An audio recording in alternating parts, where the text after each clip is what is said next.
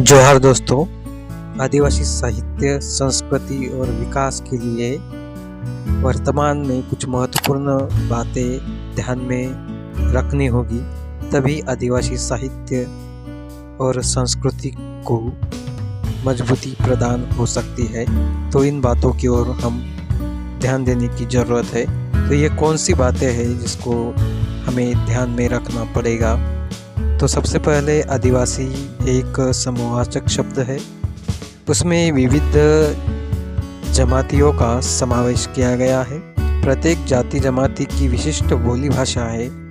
आदिवासी साहित्यकारों ने भिलोरी, गोंडी, संथाली, परधानी ऐसे अनेक बोली भाषाओं में साहित्य लिखना शुरू किया है। बोली और साहित्य में व्यक्त आशय को समझने हेतु शाब्दिक अनुवाद करने से काम नहीं चलेगा। विशिष्ट शब्दों का अनुवाद हो भी जाए तो उसमें अपेक्षित आशय व्यक्त नहीं हो सकता है। इसलिए साहित्य के माध्यम से आदिवासी जीवन समझने के लिए विभिन्न जनजातियों के अलग अलग शब्दकोश की आवश्यकता है तथा संस्कृति कोश की भी आवश्यकता दिखाई देती है। दरअसल ये आवश्यकताएं उनके साहित्य से ही जन्मी हुई है।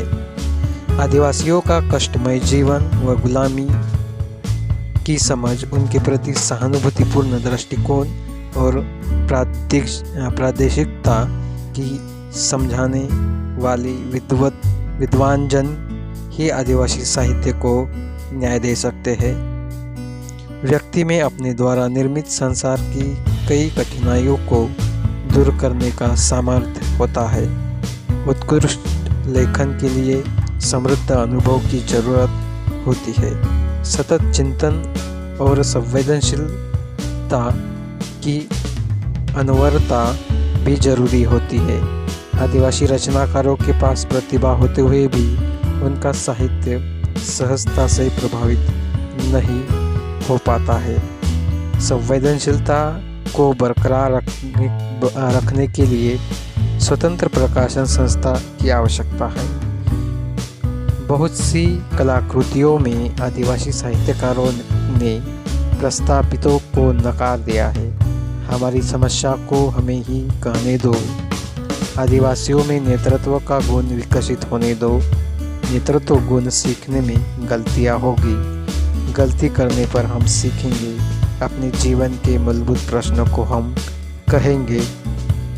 ऐसे अनेक आदिवासी कवियों ने अपने वाणी के माध्यम से विचार कहे हैं। आदिवासी के साहित्य और जीवन का आपस में अटूट संबंध रहा है। इसलिए सामाजिक मानव शास्त्रीय दृष्टिकोण आदिवासी कलाकृति को एक बेहतर न्याय दे सकता है। जंगल कटाई के कारण जंगल के कंदमूल नष्ट हो गए हैं। भयंकर भूख की समस्या वर्तमान में खड़ी हो गई है। आदिवासियों के इस दुख का साहित्य प्रेमी और समीक्षकों द्वारा व्यावसायिक उपयोग नहीं होना चाहिए। हमारी प्राथमिक आवश्यकताओं की पूर्ति की योजना सिर्फ कागज पर ही नहीं बन कर रह जाए, बल्कि इसे अमल में लाने की भी ज़रूरत है।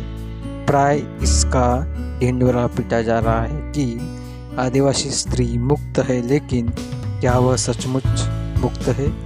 इस संदर्भ में आदिवासी साहित्य ने हमेशा प्रश्न उठाया है।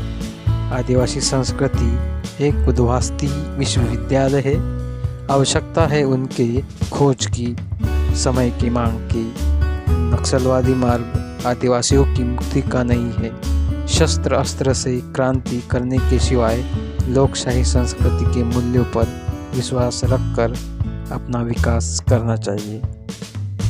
आदिवासियों की अस्मिता साबुत रखते हुए उन्हें मुख्य धारा में लाने के लिए समाज सेवकों तथा नेताओं को उनकी सांस्कृतिक, आर्थिक एवं राजनीतिक संरक्षण के प्रयास करने चाहिए।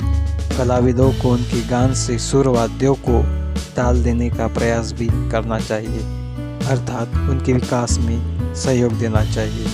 विकास के नाम पर आदिवासियों को स्थापित किया जा रहा है। धर्म उनका मरण हो गया है।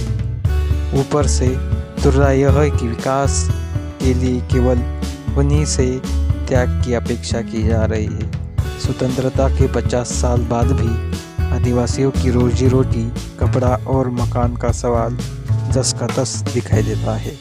आज ज़रूरत है आदिवासी लेखक कवियों द्वारा इतिहास के पुनर्लेखन की और अपनी जड़ों का इतिहास की खोज करने की। यह आदिवासी शोधकर्ताओं के सामने एक बड़ी चुनौती है। दरअसल प्रस्थापित वर्गों की मनोवृत्ति से हटकर आदिवासियों के दृष्टिकोण से अपने इतिहास की खोज करनी होगी। तो दोस्तों, आदिवासी अस्मिता, संस्कृति और उनका अस्तित्व बचाने हेतु जो महत्वपूर्ण उपाय दिए गए हैं उसको हम इस प्रकार से ध्यान में रखकर एक आदिवासी संस्कृति को मजबूती प्रदान कर सकते हैं। धन्यवाद।